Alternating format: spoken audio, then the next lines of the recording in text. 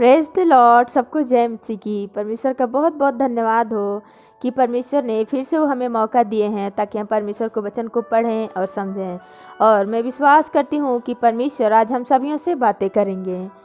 हम आज जो हमारा विषय है, जो हर एक चीज़ का एक सही टाइम होता है।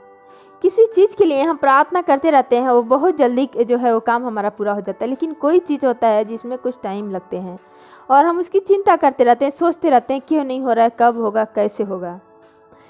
आज हम वचन के द्वारा देखेंगे कि परमेश्वर हमसे क्या बोलते हैं। तो चलिए अब हम वचन में जाएंगे।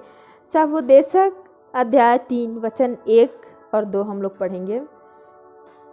हर एक बात का एक अवसर और प्रत्येक काम का जो आकाश के नीचे होता है एक समय है, जन्म का समय और मरने का समय, बोने का समय और बोए हुए को उखाड़ने का भी समय। यहाँ पे हमें परमेश्वर बता रहे हैं कि जितना कुछ भी है इस आकाश के नीचे, पृथ्वी के ऊपर, हर एक चीज़ के लिए, हर एक काम के लिए एक सही टाइम रखा हुआ है परमेश्वर ने। अगर हम देखते हैं तो जब हम खेत में बीज डालते हैं तो वो उगता है, फिर बड़ा होता है, फिर उसका पकने का टाइम आता है, तब पकता है।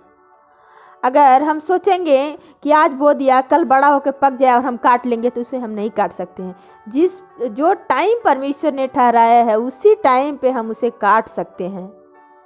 अगर हम पेड़ देखते हैं, हम छोटा सा पेड़ लगाते हैं, वो बड़ा होता है, फिर उसका भी एक सीज़न है कि ये सीज़न में ये पेड़ में ये फल आएगा और इतने दिन बाद वो पकता है। अगर हम चाहें कि ये फल मुझे बहुत पसंद है, जल्द पक जाए, तो वो नहीं पकता है, लेकिन उसका जब सही टाइम आता है तब वो पकता है। जैसे कि एक बच्चे का पैदा होने का भी टाइम होता है, फिर एक मरने का भी टाइम होता है। हर एक चीज़ का एक टाइम ठहराया गया है। हम सोचते हैं कि कोई भी चीज़ अचानक से हो गया, अचानक से नहीं होता है, वो पहले से परमेश्वर उसका टाइम ठहराए हुए हैं।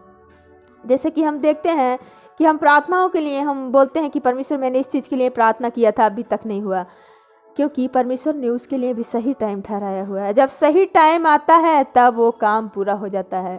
लेकिन एक चीज़ और हमें करना चाहिए अपने लाइफ में, हमेशा जब भी हमें प्रार्थना करना है तो अपनी प्रार्थना को, अपनी चिंता को जब हम परमेश्वर के हाथ में सौंपेंगे तब परमेश्वर उस काम को करते हैं।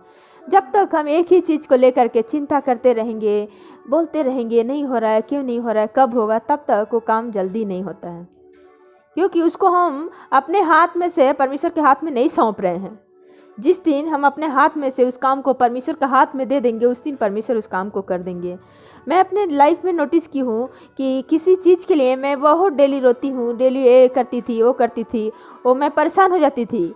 लेकिन जिस दिन से मैं उसको चिंता छोड़ दिया, उस दिन के बाद से परमेश्वर उस काम को कर देते। तब मैंने नोटिस किया, हाँ, परमेश्वर के वचन में लिखा है कि अपने कामों को यहोवा पे डाल दे, जिससे तेरी कल्पनाएं सिद्ध हो जाएंगी।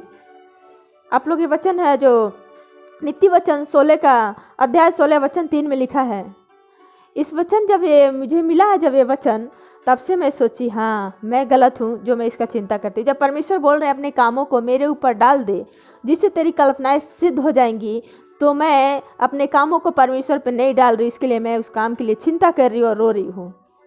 और उस दिन से मैंने अपने कामों को, जो भी मेरी प्रॉब्लम्स थी और कभी भी आता है जो कुछ भी, मैं परमेश्वर के हाथ में सौंप के और मैं निफिक्र हो जाती हूँ। मैं बोलती हूँ परमेश्वर ने बोला है, वो सिद्ध होने का मतलब कैसा है कि हम कोई काम को करते हैं, सिद्ध करते हैं, सही हो रहा है कि नहीं हो रहा है। सिद्ध होने का मतलब ये हो गया, यानी कि जब हम परमेश्वर को देते हैं तो परमेश्वर उसे करते हैं। मैं आप लोग को एक एग्जाम्पल देना चाहती हूँ। अगर आपके सर पे कोई बहुत बड़ा बोझ है, अगर कोई सामने वाला बोल रहा है मुझे दे दो, मुझे दे दो, जब तक आप उसको नहीं देंगे तब तक आपका बोझ हल्का नहीं होगा। यानी कि हमारे जीवन के चाहे जो कुछ भी बोझ हो सकता है, तो जब तक हम उसको परमेश्वर के हाथ में नहीं सौंपेंगे तब तक हम हल्के नहीं होंगे। हम किसी बिजनेस के लिए, नौकरी के लिए, काम के लिए पहले प्रार्थना करके परमेश्वर से नहीं पूछते हैं कि हम करें कि नहीं करें। बस पैसा आया, मुझे ये करना है, मुझे वो करना है, इतना मेहनत करते हैं, लेकिन वो सक्सेस नहीं होता। कई बार ऐसा हो जाता है। पहले हम परमेश्वर से नहीं पूछते, लेकिन जब हम सब जगह से थक जाते हैं, बोलते हैं परमेश्वर अब मैं क्या करूं, मुझसे नहीं हो रहा है, आप उस काम को आप कीजिए। जब तक हम भटकते रहते हैं तब तक परमेश्वर देखते हैं कि कितना भटक रही है। लेकिन जिस दिन हम परमेश्वर के पास आकर के बोलते हैं परमेश्वर अब मुझसे नहीं हो रहा है, ये बोझ मुझसे लेके नहीं चला जाएगा, आप इसे कीजिए, तब परमेश्वर जो उसके लिए ज़रूर रास्ता निकालते हैं, लेकिन एक जब सही टाइम आता है तो काम को परमेश्वर पूरा कर देते हैं। परमेश्वर का बहुत बहुत धन्यवाद हो कि परमेश्वर ने इतना सुंदर हमें वचन दिए हैं। तो चलिए हम सब लोग साथ में मिलकर आज प्रार्थना करेंगे कि परमेश्वर हमारी जो भी काम है उसे सही टाइम पे पूरा करें। और मैं उम्मीद करती हूँ कि जितने भाई बहन इस वचन को सुन रहे हैं, आज के बाद नीति वचन अध्याय 16 वचन 3 के अनुसार वो लोग अपने कामों को परमेश्वर पे डाल करके और निश्चिंत हो जाएंगे। और आप लोग नोटिस कीजिए कि परमेश्वर उसे ज़रूर पूरा करेंगे। आमीन। तो चलिए हम प्रार्थना में जाएंगे। धन्यवाद करते हैं पिता परमेश्वर की, आपने इतना सुंदर जो हमें वचन दिया है पिता। धन्यवाद करती प्रभु यीशु की, आपने हर एक चीज़ के लिए, हर एक काम के लिए आपने एक सही टाइम जो है ठहराया हुआ है पिता।